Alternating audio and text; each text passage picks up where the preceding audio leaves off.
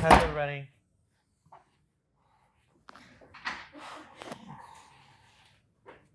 Yeah, I know it's I don't know, it's a hard time of the semester, isn't it? It's like the rest and relaxation from the summer's gone now, and so now everything is nothing's really new anymore. It's just kind of like tedious and tiring. Back to the routine. Yep. And then weather's changing, which can be nice, but also not. Anyway, we're in the throes of it, so let's dive in because I got like more than I can cover in an hour and 15 minutes. We got to start with a review. So we're on chapter 5, Anchors, which I'm calling Anchors Away, and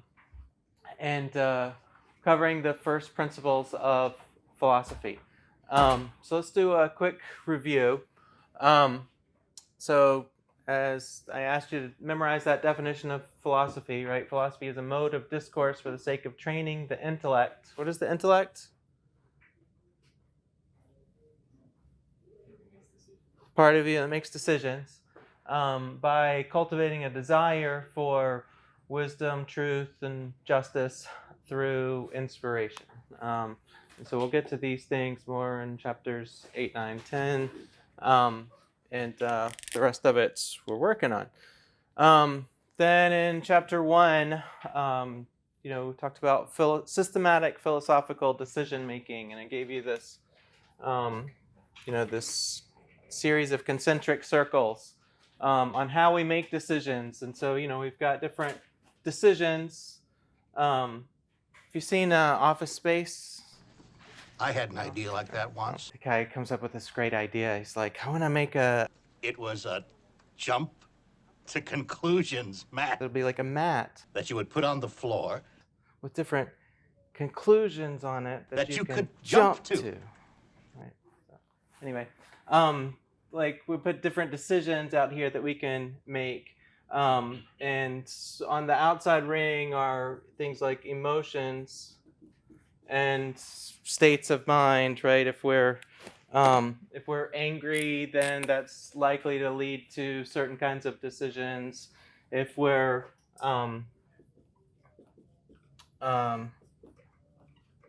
tired, that's going to lead to certain decisions. If we're stoned, that's going to lead to certain kinds of decisions. If we're intoxicated or to different states of minds or different emotional states, right, are going to lead us to different decisions. But those are all super temporary, right? You can be angry one minute and then you can chill out the next. So you can be intoxicated one minute and not 1 minute, but then, one time and then sober up later or whatever. So these are incredibly temporary and have a big impact on the decisions that we make in a particular moment. But they have a big impact, but they have a big impact on a temporary basis, right? They don't. We could say something like, "Well, I wouldn't have done that if I wasn't angry, or I wouldn't have done that if I wasn't sad, or I wouldn't have done that if I wasn't drunk," right? Doesn't change the fact that you did it, but does at least helps us understand how we make certain decisions. Whereas there are those deeper things, right, like ontology, which we haven't even gotten to yet, but the nature of being, what does it mean to be, and which is a lot fewer options in there. There's like any number of emotions or states of mind, right? There's a whole lot of different ones, and they can have different lead to different impacts. But ontology, there aren't a lot of different options for how we understand the nature of being. Even asking the question becomes difficult. But a small shift, right? A small shift can have a big impact in our decision making, how we make decisions. And likewise on out the circle. So what's on the next rung of the circle? We did that in chapter 2. Do you remember?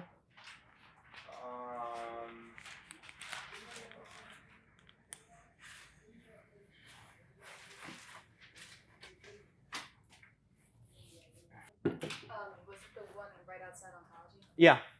Epistemology and language.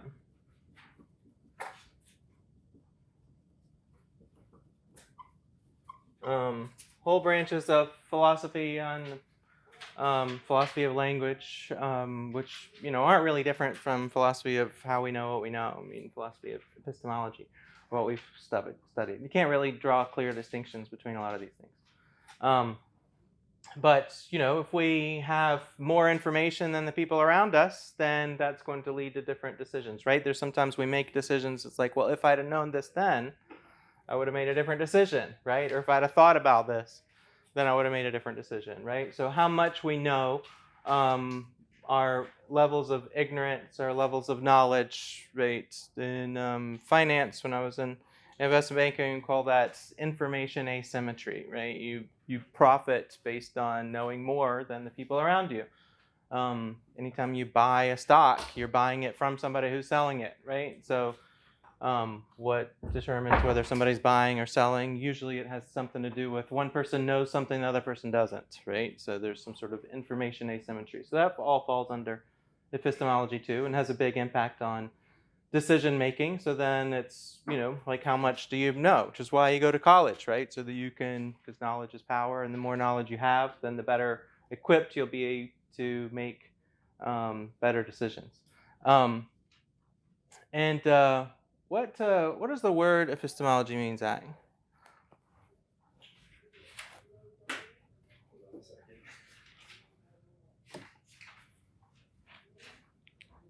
How do we know what we know? Yeah, so that's kind of the question behind it. How do we know what we know? And what is the word itself?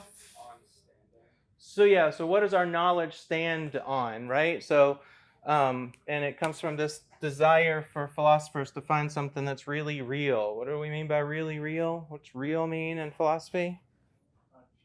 Something that's unchanging, right? So you want to start with something rock solid, something that you absolutely know is true, and then you can deduce or make logical conclusions. You can build on that, right? So if you have a firm foundation, something that's absolutely rock solid, beyond all doubt, then what Descartes called indubitable, something you can't doubt, something that's beyond all doubt, something that's unchanging and absolutely reliable, then you can build your whole system of knowledge and learning on top of that, right? But if the foundation is bad, you can build this beautiful house, but then, the earth shifts or a flood comes and, or Hurricane Ian comes, and then it's like, no more house, right?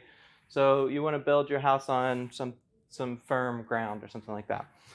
So philosophers are always searching for this, what's really real, something that's part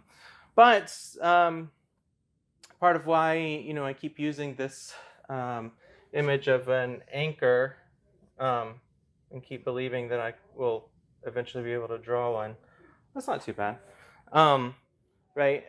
The difference of an anchor is that it performs a similar function, what we call in logic a homological function, sort of the same logical function as the really real, but right, the function of an anchor is to be something firm, right, to keep you locked in place. And the better the anchor, the stronger the anchor, the better it'll do. But you also have to tie yourself to that anchor. We'll get to that later in the semester, right, that need to tie yourself to it.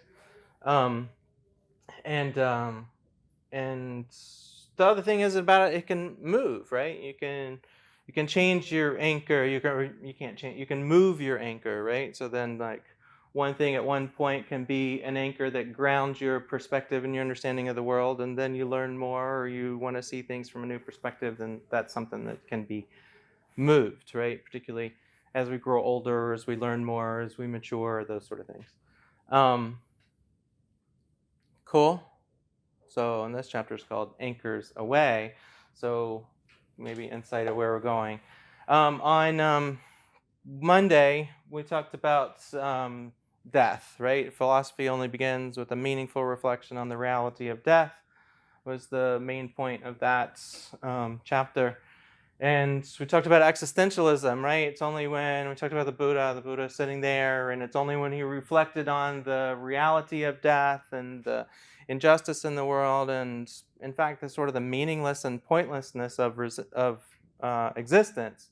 It's only then that he realized, well, life is meaningless and pointless if I'm sitting here not doing anything, right? But if I get up and I make my life meaningful, if I take care of people, I mean, like nursing, I mean, that's what right? Every day is meaningful because like you're literally taking care of people, right? If you're literally taking care of people every day, then every day is meaningful, which then makes life itself meaningful, right? It's probably part of why you went into nursing, I assume. I would do it, except I don't like touching people or like fluids, like bottle, like or old people or sick people, or I don't like any part of that yet. But I'm so happy that people are doing it. We need people to do it. Thank you for doing it, and I'm glad it's not me. All right, so that's existentialism, which kind of brings us up to, well, let's do a couple more things on this systematic philosophy. I don't even remember how much of this we filled out. Did we fill out all of it? There was one ring that we didn't fill out. One ring that we didn't fill out. It's the second to last one. Okay, that may be the one we're doing now. So what's on the next ring? Did we get that far?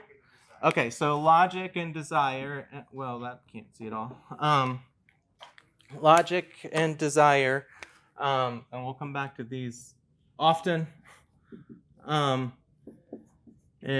already have covered them with some frequency, right? So we talked about the allegory of the chariot, the tripartite soul, that we have this, the charioteer is that intellect, the one that makes decisions, and it's trying to make decisions based on either logical deduction, what do you know, and how do you make good decisions? Logic's got to be a part of that. Or do we follow your desire, right? So you do what you want to do, that sort of thing. Or can you find something, like nursing, honestly, right? So like logically, I know that nursing is a good thing. Logically, I know that it's got existential purpose. It's got meaning, all those things, all those good reasons to it, right? Personally, I have no desire to do any part of it, right? So all of it is just seems icky to me, right? And I wouldn't enjoy any of it. So then, would I have a meaningful life if I were a nurse? Sure. But would it be a fulfilling life? Happy life? Would I be a good nurse? Probably not. I mean, if your nurse doesn't want to be a nurse, probably not gonna enjoy that experience, right? So like finding something where your logic and desire align, right? I mean, you want to be a nurse, right? You have a desire to be a nurse, I hope, right? Yeah. Okay, not every day, I get it, but most days, hopefully, right? You have that desire, and so then it's meeting that logical. You can feel good about it at the end of the day, but it's also satisfying your desires in the moment and fulfilling in those day-to-day basis, right? What about on the bottom part here? Do we put something else there? Aesthetics. It's not something that we'll talk a whole lot about. So unfortunately, it's one of those things I would like to cover more. Maybe we'll get to it a bit more when we get to something that Socrates talks a lot about. Aesthetics. What is aesthetics? Sense of beauty and harmony, right? So then, we make decisions based on things that are beautiful, right? Things that we are drawn to, things that we're attracted to, things that we like, right? Things that we listen to music because of the harmony and the aesthetic value, and the, nature has its own, aesthetic value too, and those sort of things, right? So we do things based on logic and desire and aesthetics. So all of these kind of belong in this ring. But this ring we haven't done yet. Is that right? Okay, then this is actually what we're doing today. So this ring is where we put the first principles of philosophy. And there's 3 of them. No particular order, but anthropology. Anthropology can mean different things. We could say, I usually just call it anthropology, but more specifically we might say philosophical anthropology. The professors in the anthropology department would probably prefer that I put that distinction there, right? Because anthropology as a discipline in the academy usually means studying cultures and studying people that are here and now, right? Studying different people in the world, different cultures, study of human culture, human beings here and now. So sort of a social science, more or less. Philosophical anthropology is asking that question, the question that defines this course, right? The title of this course, Philosophy of Human Nature, Philosophy of Human Person, right? What does it mean to be human? That is philosophical anthropology. So at least according to the course catalog, that's what this course is all about, right?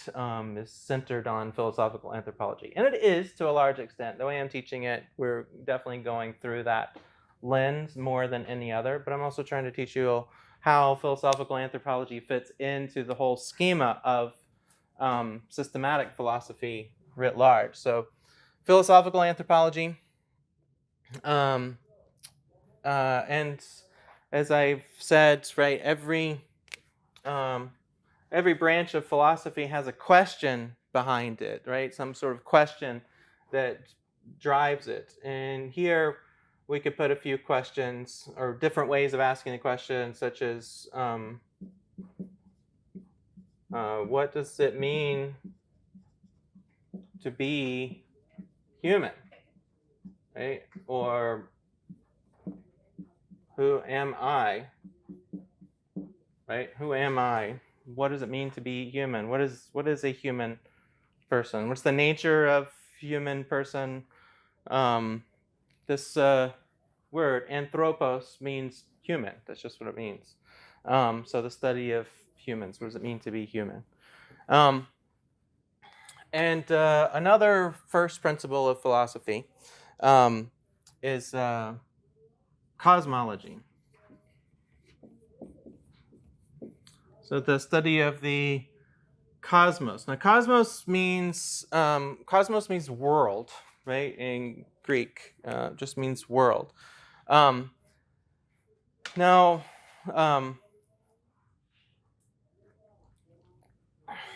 two quick points. One is that I am the center of the world.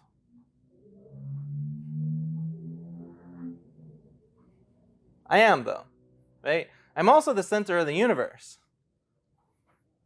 What do you think of that, Lonnie? Glad to know me? I'm the center of the universe, right?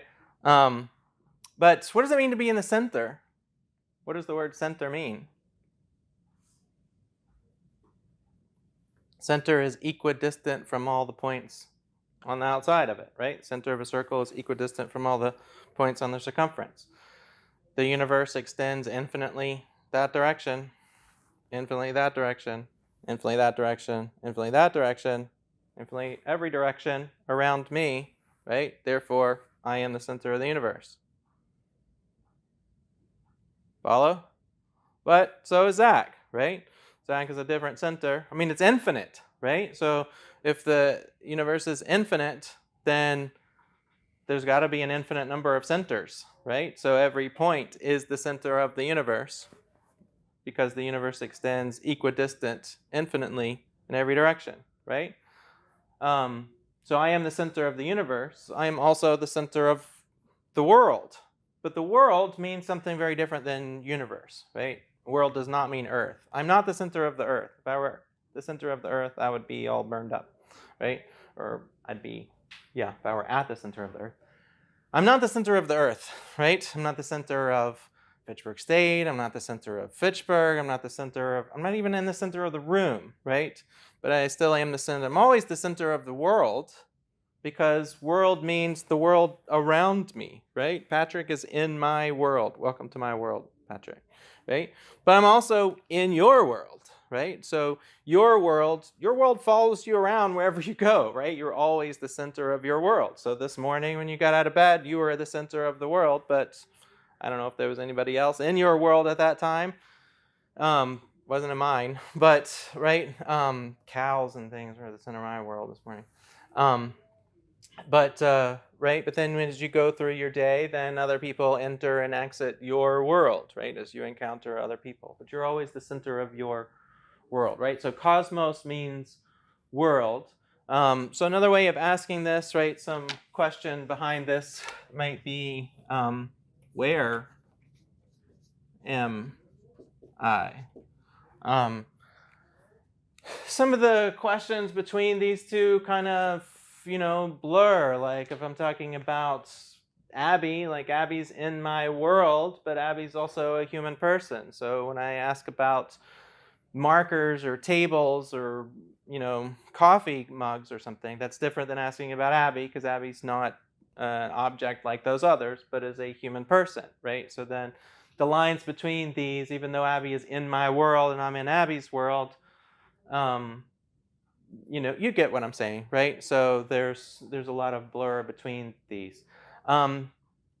Cosmology we can also take much more broadly, and literally the entire science department, all the scientists at Fitchburg State, all science falls under pretty much all natural science, all physical science, all those fall under cosmology, the study of the world around us, right? The study of nature, the study of biology, the study of ecology, the study of all the sciences, chemistry and everything, they would all fall under cosmology. Where are we? Is another way. If we could ask these questions in the plural, they maybe take on a very different meaning. Who are we, right? Where are we?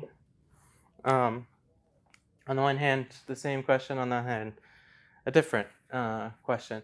And then the last of these first principles of philosophy goes by a lot of different names, but we're just going to call it existentialism, right? Which we covered on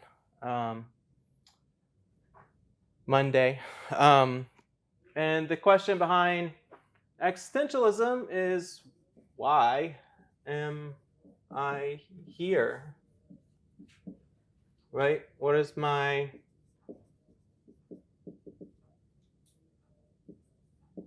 or our or the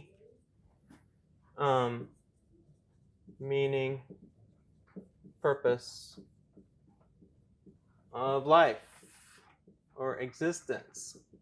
Existence is probably better, right? So that's where we get the word existentialism. What does it mean to exist? Why we exist? Why is there anything? Why is there something rather than nothing? Why are we all different? So what is the point, right? All those kind of questions that the Buddha, asked when he was sitting starving to death underneath that tree. What's the point? Why is there, right?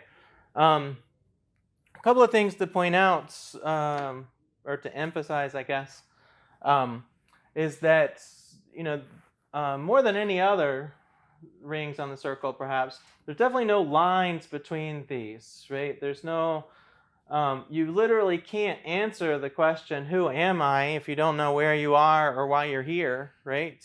You can't answer the question, why am I here, if you don't know who you are, right?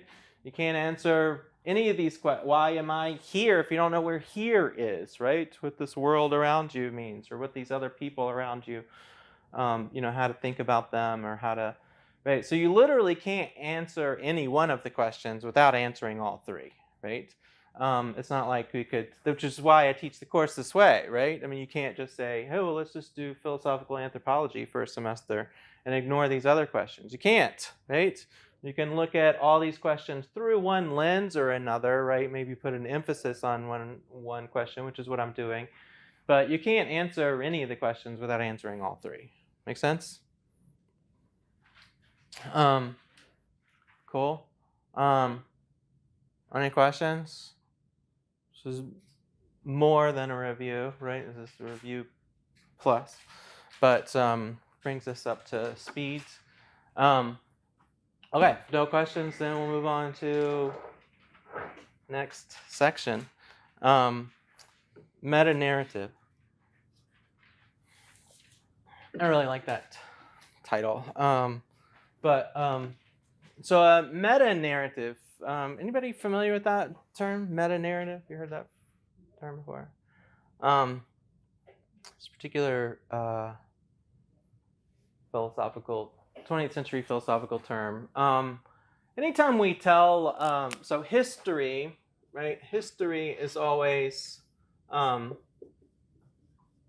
first and foremost a story, right? So the stories that we tell, how we tell the history, the stories that we tell in histories, right? Every story has a meaning or a purpose. You leave out some details and you include other details, right? When we talk about the story of Rosa Parks sitting down on a bus, right? We don't talk about what she ate for breakfast that morning, right? We don't talk about, there's a lot of things that we don't include. But so the way that we tell the stories and the stories that we choose to tell and the stories that we choose to leave out, right, have a big impact on how we understand history, right? So there's a lot of power in sort of how we name those and how we tell those stories. And so meta-narrative just means, right, so we're going to tell a big story, a big history story, and don't want to get confused and think that we're telling like all the details or that we're going to know like all the details. We could tell this story in a different way, but this is just the story that we're going to tell, trying to get a few hundred years of philosophy wrapped up in one nice little story, right? That helps us to understand the first principles of philosophy, and this sort of quest or pursuit to understand the real and the problems with doing that. Story goes something like this. So there's this kid named René Descartes, and René Descartes, he grew up in a particular household, which basically he was taught a lot of things, especially religious teachings, and a lot of things his parents taught him that turned out not to be true, right? He grew up kind of like I did, and then read the Bible, and then learned all these things that he had been taught when he was a kid by his parents, and other things weren't true, and that bothered him, right? And he was like, well, what is true, right? I want to start over. I want to find some real basis, something like I want to start from scratch, right? Sort of starting from first principles. First principles means, right, starting from scratch. So we can't answer any of these questions if we don't know who we are, right? Or another way of asking this question, if epistemology, the question, as Zach said, right, is how do we know what we know, right? Then philosophical anthropology is asking, what is this knower? Right? What do we mean by a knower? There can't be knowledge. Can't know anything if there's no knower, right? Knowledge is known by a knower. So we have to kind of investigate, find out what is this knower, right? And so Descartes was, he was a phenomenologist, and I think it's fair to call him a phenomenologist, trying to think about, how do we know what we know? And he said, what do we mean by real? Y'all seen The Matrix? Just a couple of, who's seen The Matrix? Okay, all right. So, there's the scene where, so for those of you who haven't seen The Matrix, you should see The Matrix. But the original one, right? In The Matrix, right, they're in these pods, right? They're prisoners in a cave, prisoners in these pods, and they have these things going into these whatever you call it, rods going into their brains that send electrical signals into their brains, right? So then, as we went through in chapter 3, right, when you see something, if you see the marker, then light's coming off of the lights, out of the light bulbs, hitting the marker. Some of it's absorbed by the marker, some of it then reflects into your eyes. Those photons excite the rods and cones, which then send electrical impulses to your visual cortex, right, through axons and dendrites, which then creates, or there's this emergent phenomenon that we call an image, right? And that image is produced by our minds. We talked about like the rope and the snake, right? The snake is something created by your mind. It may have originated in this glimpse of a rope that you saw on the ground, but nevertheless, the snake is definitely made by your mind, right? Or the keys and no keys and those examples that I gave earlier, right? So Descartes knew all this too, actually, and said, all right, so it's my brain telling me that there's a marker here. My brain telling me that, I see what I see. And sometimes my eyes deceive me, and sometimes, and so if I know that, right, that what I see is this conscious, right, everything we did on Monday, right, that there's this conscious I, which is perceiving phenomena which are produced by that conscious I, right? And then so the question, I'm out of space. Then the question is there any correspondence between that and the sensible world, right? The cosmos, the world around me. Is there any correspondence or correlation between that outside world and this phenomena that's created in my mind? We know that when we're dreaming, there's not, right? When we're dreaming, we don't know we're dreaming, right? We only know that we're dreaming after we wake up. And so in the Matrix, there's a scene, right? Neo gets out of the Matrix, and then he's in the real world and all that kind of stuff. And then the first time he goes into what they call the constructs, right? Where Morpheus is trying to explain to him what the Matrix is, and he plugs him into the machine again. And he said, so you're saying right now we're in a computer program, right? They're actually laying in their chairs, right? But they're plugged into the Matrix, or the computer is plugged into them, right? They're in a virtual reality. And but he says, Neo says something like, "Are you telling me none of this is real? Like none of this is real?" And Morpheus says, What is real? What do you mean by real? How do you define real? If you're talking about what you can feel, what you can smell, what you can taste and see, then real is simply electrical signals interpreted by your brain. Right? If real is what you can see, what you can taste, what you can touch, what you can smell, did I leave one out? See, taste, touch, smell, hear, right? Then all of these things are just phenomena, right? Which are produced by your brain and perceived by this conscious I. And so as long as this is happening, you don't know whether you're awake or asleep. You don't know whether those phenomena that you're seeing, hearing, tasting, smelling, feeling, all those kind of things, you don't know whether they correspond to something outside or not, right? So makes sense, right? Should be a review of what we've done over the past few chapters. So Descartes was like, well, how do we know then? How do we know anything? But Descartes actually, so the Matrix is based on a lot of philosophy, but part of the Matrix philosophy is built on Descartes' idea of like a brain in a vat. Maybe I'm just a brain in a vat, right? Just like a brain in a jar. And like if you're just a brain in a jar, right, and somebody's like poking it with like stimulating the electrical impulses, right, in the same way that neurons fire, right? If you've got all of that neural activity that's going on in your brain, and it's exactly the same as when your brain is in your head, then how would you know if you have a body or not, right?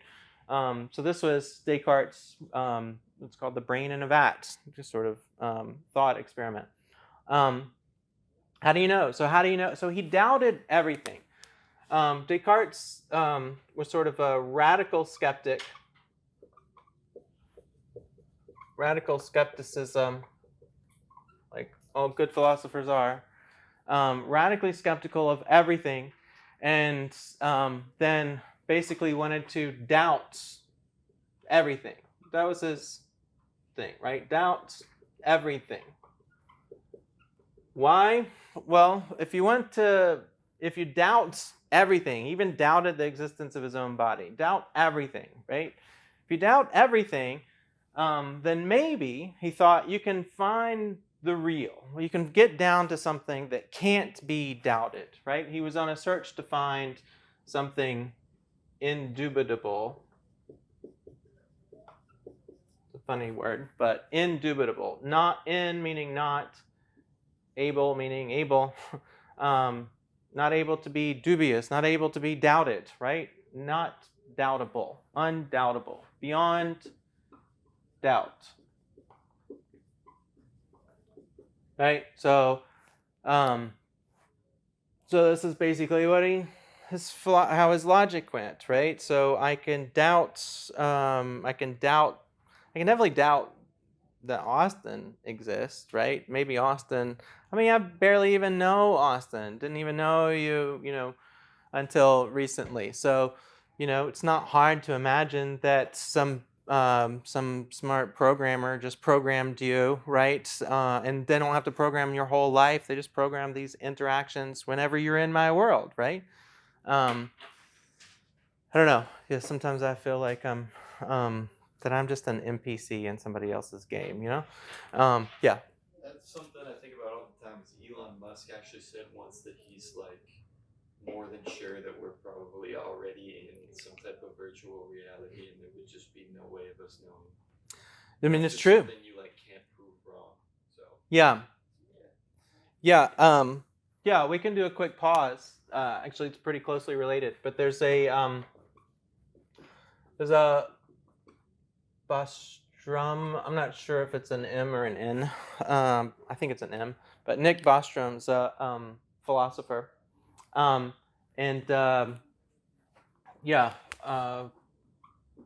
logic experiment called sim theory. I think that's what you're talking about, and that's what Elon Musk is referring to. It's very, very simple logic. Very simple logic. Freakishly simple logic. It only has a couple of points. First one is, do you imagine that it is possible that one day, at some point in the future, humans will develop a computer with enough processing power to simulate reality? Right? A virtual reality that's way better than the virtual reality we have now. Right? Now you get into virtual reality and you know that you're in virtual reality. But is it possible that a computer could develop a virtual reality where the NPCs are so real that you can't tell the difference between NPCs and other players? Right? So AIs that are past the, what's that test called? Anyway, right.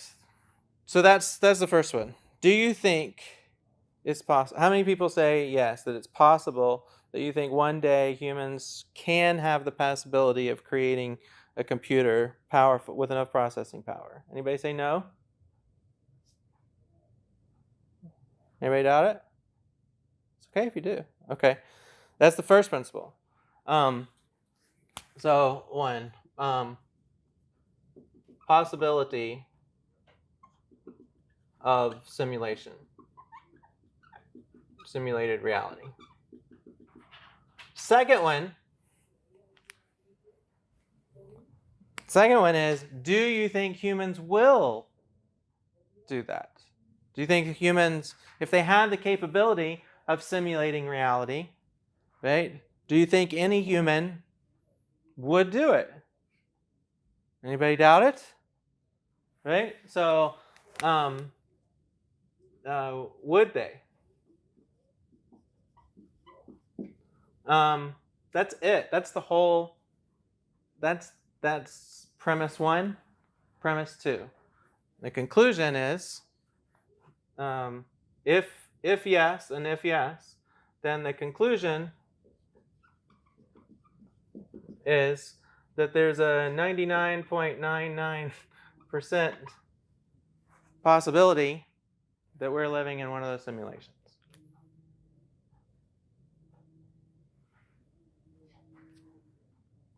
Why? Why such a high number? Why not a really low number? Would they, if you think they would do it, would you think they would do it only once? If they did it only once, if there's some possibility that one day in the future, somebody will develop a computer with enough processing power to simulate reality, and they do it once, then there's a 50% chance that we're living in that reality. If they do it twice, there's a 33% chance that we're living in the real world, right? 67% chance that we're living in one of the simulations. If they do it, you think they do it 100 times? Then there's a 1% chance we're living in the real world. That's what I think Elon Musk was talking about, right? This is right on what Descartes was saying, right? So radically skeptical, doubting everything, doubting the existence of the world, doubting, right? Descartes would be like, yeah, I already said that, right? I said that hundreds of years ago. Bostrom's just updating it, but it's not really that different than what Descartes said. Just with some more numbers, I guess. But then he came to, this is what Descartes said, and I'm going to run out of time so fast. Was one thing he said can't be doubted. Actually, I'm going to leave that. One thing he said can't be doubted. It's one thing that's beyond all doubt, right? See if we can get the logic here. I can doubt the world, right? The reality of the world. I can doubt even the my own body, right? But I cannot doubt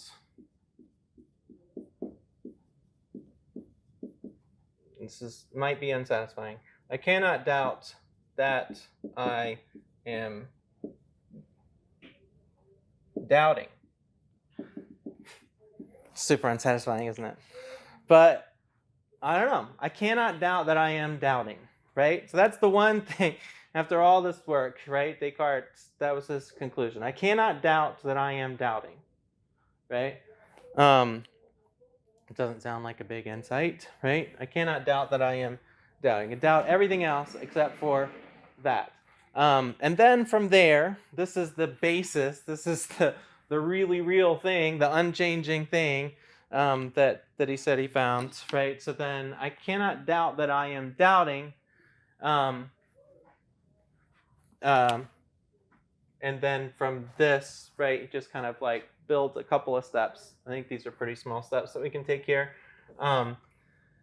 Therefore, I think, therefore, I am. I was going to play the Billie Eilish song before, but I forgot. I think, therefore, I am. Cogito, ergo sum. Cogito, I think, ergo, therefore, sum. I am, right? Therefore, I think, therefore, I am. Yay! Philosophy is fixed. Philosophy solved. All these philosophers in the history of the world have been trying to find what's really real. This one thing that's beyond all doubts. This one thing that never changes. This one thing that can be the firm basis from which to build our entire system of knowing. And here it is. Descartes found it. What do you think? Wait, how did he come to that conclusion? Just like that. I can doubt the world. I can doubt my own body. I can doubt everything. But I can't doubt that I'm doubting. He's not wrong on that, right?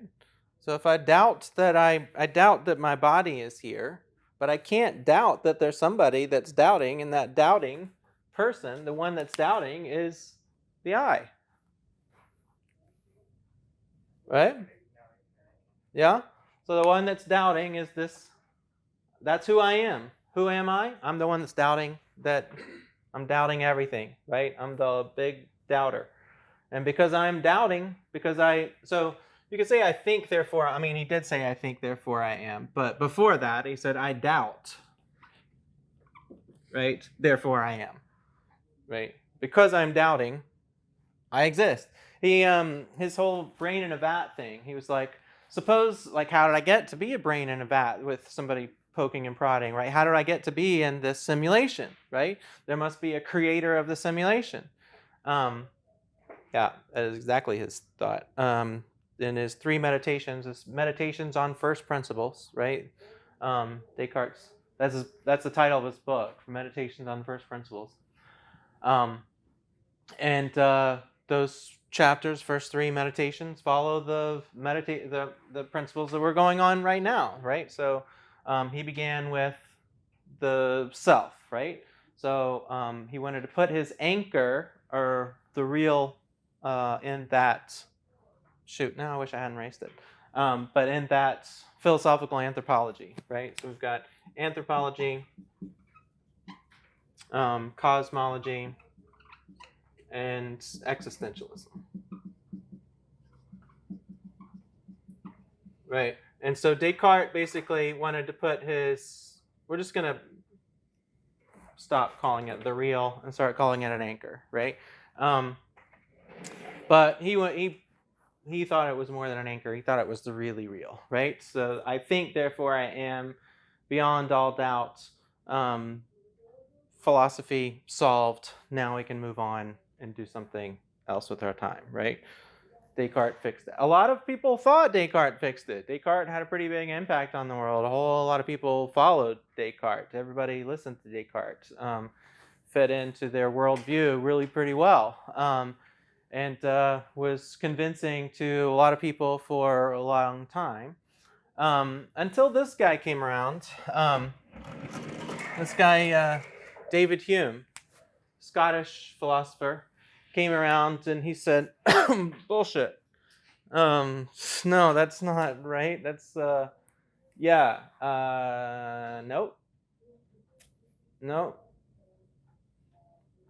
It's wrong. He had a lot of really good reasons, but one of them, see if you can, how can I follow this, right? So, I think, right? Therefore I am. But what is thinking? To be conscious, to be thinking, you have to be thinking something, right? So there has to be some content, right? You have to be conscious of some particular phenomena. So if you say, I doubt, right? Therefore I am doubting. Therefore there's an existence of this I that is doubting, right? I think, therefore I am. This doubter is the one that's doubting. Well, that's definitely true, right? I doubt, therefore you can't doubt the fact that you're doubting when you're doubting. But what happens when you stop doubting? You're no longer the doubter, right? In fact, I doubt that I'm doubting. I doubt that I exist. Therefore, I exist. Now, all of a sudden, I exist. I don't doubt that I exist anymore. Then you're not the doubter anymore, right? So, you following? Hume said, to be a human person is, you can't reduce it to just this, right? Descartes wanted to reduce it to just this. I think, therefore I am. But Hume is like, wait a second. This phenomena, this content of your mind, that's also created by your mind, right? That's also who you are. You're not just, like, think about it like this. When you're dreaming, right? When you're dreaming, you're seeing a dream, right? You're hearing a dream, you're feeling a dream, you're experiencing a dream, right? You're like a viewer of your dreams, right? Somebody who experiences your dreams. Who's the producer? Who makes these dreams? Creates the dreams?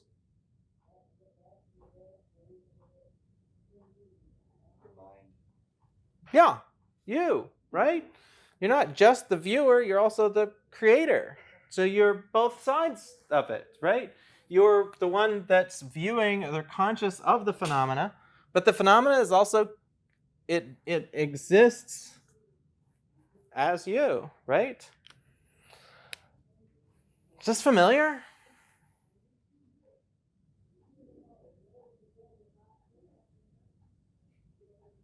Did this on Monday, right? Other folks were coming along saying, right, that there's some self, right, some I that is always the same, right? Some I that exists, this I, right, that is, I think, therefore I am. Well, what about when you're not thinking? What about when you're in a state of deep sleep? If you're in a state of deep sleep, are you thinking? No? Does that mean you don't exist?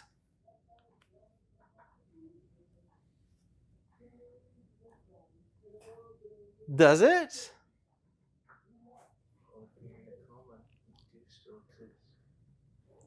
What exists if you're in a coma? What exists when you're in a state of deep sleep? Yeah, but your body still exists after you're dead. But the conscious, you're not conscious when you're unconscious, right? So there's no content of the consciousness. So you're not aware that you're conscious, and you're not conscious because you're not conscious of anything. There's no brain activity, right? So do you exist? Well, Hume said no, right? Hume said, no, to exist is this, right? This is who I am. Who I am at any given moment is being conscious with some phenomena, right? Being conscious of some phenomena. Whatever I'm thinking, that's who I am. I am this, right? I'm irreducible to anything other than this, right? You can't have a phenomena if there's nothing conscious of the phenomena, right? Because what is the definition of phenomenon? Definitely told you to memorize this, right? What's the definition of a phenomenon from chapter 3? That which appears to the conscious mind.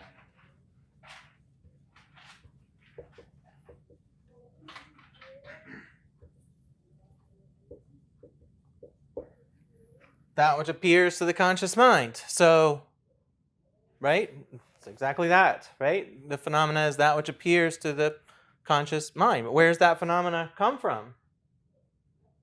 Where does it exist? Where does the phenomena exist? Up here. And where is it created? Up here. By whom? You, right? So then, how do you know that you're not just this, right? Okay, let's do something different, because I feel like I'm caught in a loop. Yeah. So let me ask one of those super annoying philosopher questions. One of those questions that when most people think about philosophy, they think about the questions like this.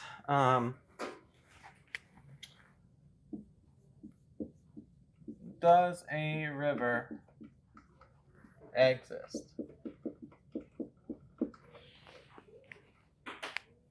Does a river exist? Have you ever seen a river? So, does a river exist? I like to think so. Why? Because you've seen it, right? What is it that you saw when you saw a river? Water. So, was it still water? Water. So water that's moving, right? So then, is the river the water? I mean, water is. I think it's like a collection of things. You know, like a car is not just like wheels. Like there's more things to define a car. So like a river is many elements to create one. Okay, so if you bought a car, we could shift a car instead of river if you want. If you bought a car on Amazon, right, a Maserati or something, and it arrives in, I don't know, let's say like 2,000 cardboard boxes. Is that a car? You gotta build this. Kind of a big deal, though, isn't it? Right? So, or let's say we take Parker and put him into a blender. Sorry, Parker. He'd still be there, right? All the parts are still there. Still be Parker. Like, I didn't do anything, Parker. I just blended him a little bit, right? You know, still. You still be Parker?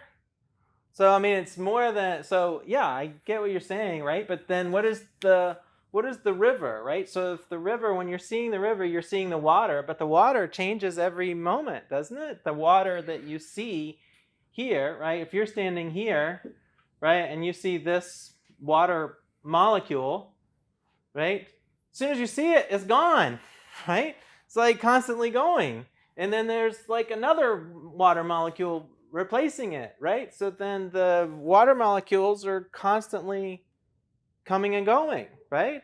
So then I'm not saying the water doesn't exist. I mean, the water exists, right? You can drink it, you can see it, you can feel it, you can touch it, right? Water exists. Does the water in the river exist? Yes. No doubt about that. But does the river exist? Abby's still saying yes? What do you think, Zach? Yeah. So what is the river then?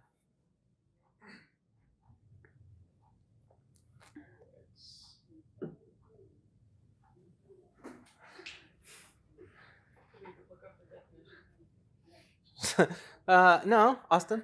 It's not the water itself, but more so the form of the body of the water. So the body of the water, so the form of the body of the water, so like the like where it is, like the banks of it or the shape of it? The shape of it. Okay, but over time as the water is going through, doesn't it change the shape of the river? Like it's, I mean, the banks of the river is made of sand and dirt and things like that, and plants and trees that grow and die and get washed away in floods and that sort of thing, right? So the banks of the river shift and move, right? What were you going to say? I don't even know. It's fine. I was gonna say like the difference, I guess, between an ocean and a river. So you can say that like a river is fresh water. Mm-hmm. I don't know. I guess like if you just like see a picture of a river, you're like, oh, that's a river, not something else. Yeah. So I mean, it's a word, right? It exists as a rational entity. We could say that, right? The river exists as a rational entity, and in the case of a picture, right, it also exists as an image. Maybe, I don't know. We'll hold off on that one. But what were you gonna say? I was just gonna say it's just like relating to the 4 ways of knowing. Sure. Yeah. So then, how do I, right? So the 4 ways of knowing: sensible knowing. What did I call it? Sensual. Sensual. That's better. Yeah, sensual. Rational,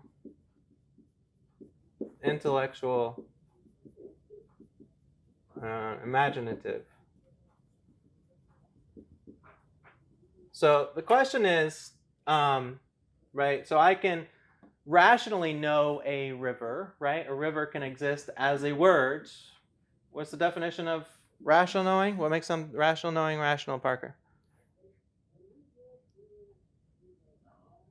Rational knowing is anything that what?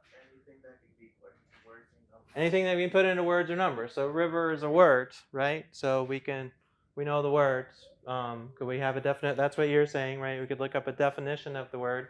Definition of a river, that would fall here, right? The word river, the definition of it. All those follow under. So when I say, does a river exist? You could say, well, it exists rationally, right? We already did this with Santa Claus, right? We said, does Santa Claus exist? And I said, yeah, Santa Claus exists as a rational entity, right? For sure. If that wasn't the case, then you couldn't distinguish between Santa and Rudolph, right? But Santa and Rudolph aren't the same thing. How do we know when did I give you this? To exist means to stand out, right? Ex meaning out, and this is from existere, to stand out, right? So Santa stands out from Rudolph, so they exist, right?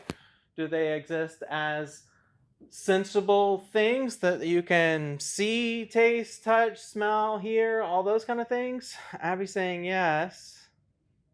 Can I not see a river or touch the river? Okay, but what are you seeing and isn't it the water, right?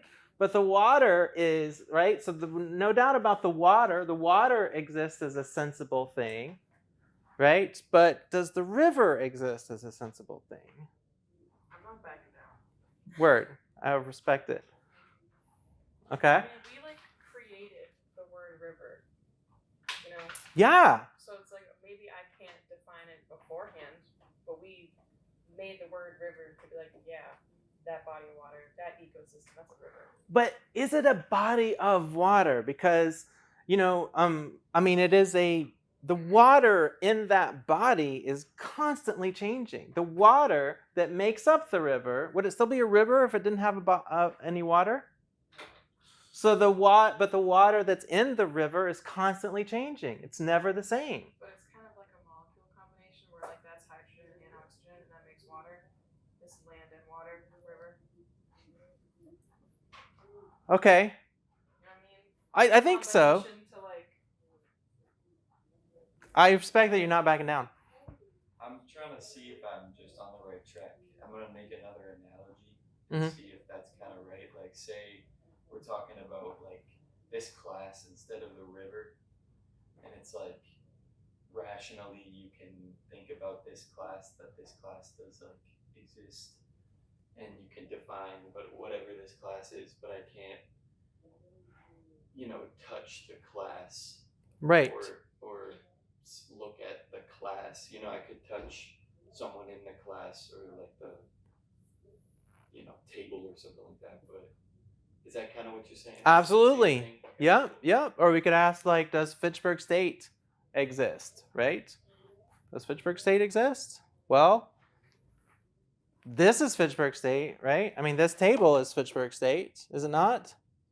But if this table didn't exist, Fitchburg State would still exist, right? Or if Fitchburg State sold this table, it would still be Fitchburg State, just when the table wouldn't be anymore, right? Yeah, that's probably a more dangerous way to go. But yeah, you're right, you got it, right? So then maybe, it's a little bit of a trick question, right? It's a get you think question.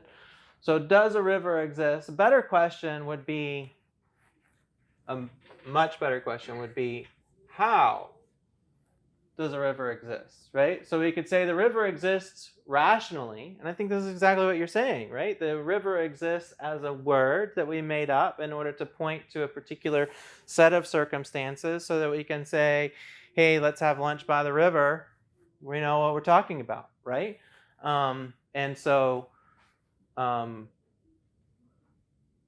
Right? But that exists as a rational entity, which is different than as a sensible entity, right? The sensible entity is made up of its atoms, the molecules and atoms that make it up, right? So it doesn't exist here. You still want to say yeah. yeah. Okay. Does it exist as an image? Yeah, I think so, right? You can have an image of a river even in your head, right? The image of the river in your head, though, if you think of a river in your head, it doesn't make your ears wet, right? It doesn't make, right? It doesn't. So the river that's in your imagination is not wet, right? It doesn't have water in it. What were you gonna say, Patrick? No. Okay. Yeah. Where's all this? I didn't even get to Kant. I didn't even get halfway through the chapter. But I'm not done yet. Okay. Where's all this going? What David Hume said. David Hume said that he said this is all bullshit. Yeah, Descartes, whatever, wrong. I think, therefore I am, sure. But who is this I? David Hume said, who is this I, right? So, wait, let me go back to the, right? This is what I am, right? I am this conscious entity which only exists as a perceiver of phenomena which my mind is creating, and those phenomena are changing constantly at every moment, right? And so the person, like the 5-day-old Brad, right, and the 5-year-old Brad and the 25-year-old Brad, I mean, what do they have in common, right? There's, my body is different. The cells of my body are different. My hair is different. Everything's different, right? It's the blood cells in my body are different. What about my thoughts? The content of my thoughts are different, right? What is the same? What are the things that are the same? Yeah. You have the same DNA. Have the same DNA. True. Right? So if you want to say, but that doesn't have so much to do with thinking, right? So I have the same DNA, right? True. So this is more, what is DNA, right? What is DNA? Like if we say I have the same DNA, like if we think about DNA, yeah. You could say you have copies of the same DNA, but you don't have the actual same DNA. Right? It is true, right? So you have copies of the same DNA, but the cells, the actual dinucleic acid, are different, right? But they're exact copies, hopefully, exact copies of that, right? If they're slightly different, then we call that cancer or something like that, right? But yeah, so even the DNA, they're copies. They are copies. So then if we say the information, right, the order or the information, the arrangement, then isn't that like this, right? So I exist as a rational entity, but the actual physical cells are constantly changing, right? Or the thoughts. Patrick, what's your favorite movie? Ooh. Just pick one favorite movie. It's called Fallen with Denzel Washington. Okay. And when you were 5, was that your favorite movie? No. So, our tastes change, our preferences change, what we, right? How we understand ourselves change. There are some other things that are the same. What are some other things that are the same? Lonnie. True, yeah. So eye color doesn't change, which is then still, and there are some, yep. I was gonna say that isn't necessarily true. My little brother used to have very blue eyes as a baby, but now he doesn't. He has more like greenish eyes. So eye color can change, but it's not. It doesn't. It usually stays pretty close to the same. Yeah, there are some things that don't really change though. Yeah. Your experiences. Well, your experiences. Well, say you had an experience when you were 5. You share that experience in common with your 5-year-old self. So you mean the memories then, right? I guess, yeah. So then memories, right? So memories fall under here, right? Imaginative includes memories,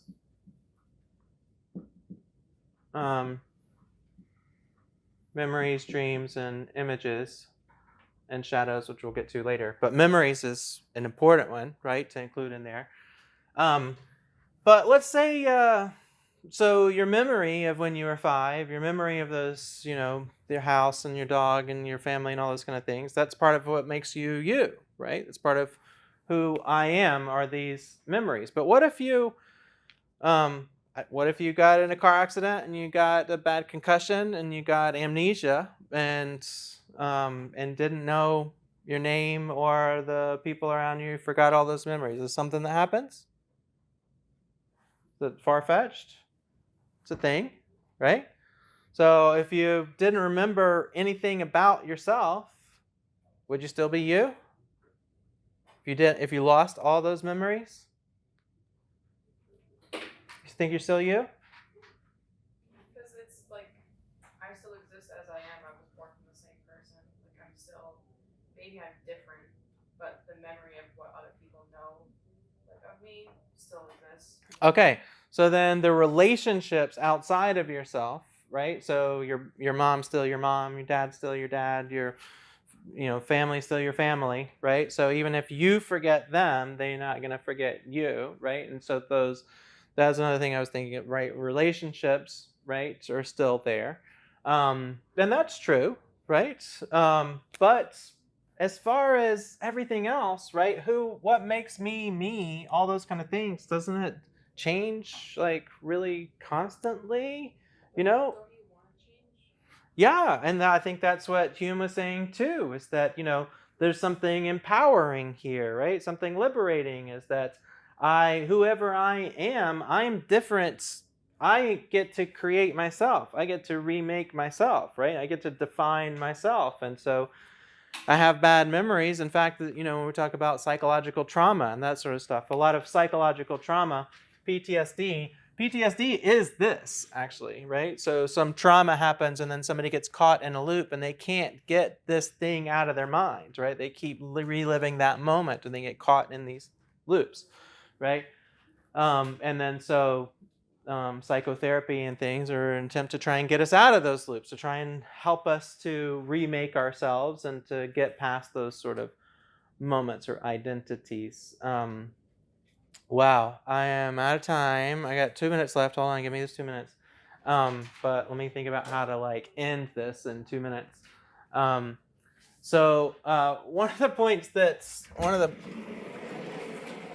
that is important to mention here, right, is that this river example, hopefully you got the river example, right, that the water is constantly changing, and so the river exists as a rational entity, as a name and a set of events, but the content of it is constantly changing, second after second, right? You can never step in the same river twice, as another philosopher, Heraclitus, said, right? And what Hume is basically saying is that to be me, what do we mean by a human person, right? Philosophical anthropology, that's first of the first principles of philosophy. That I, right, is basically just a stream, right? Stream just like this, but a stream of conscious events, right? The content of what I'm thinking changes every moment. The phenomena changes every moment. And as the content of what I'm thinking changes, so does the I, right? So the knower is constantly changes every time.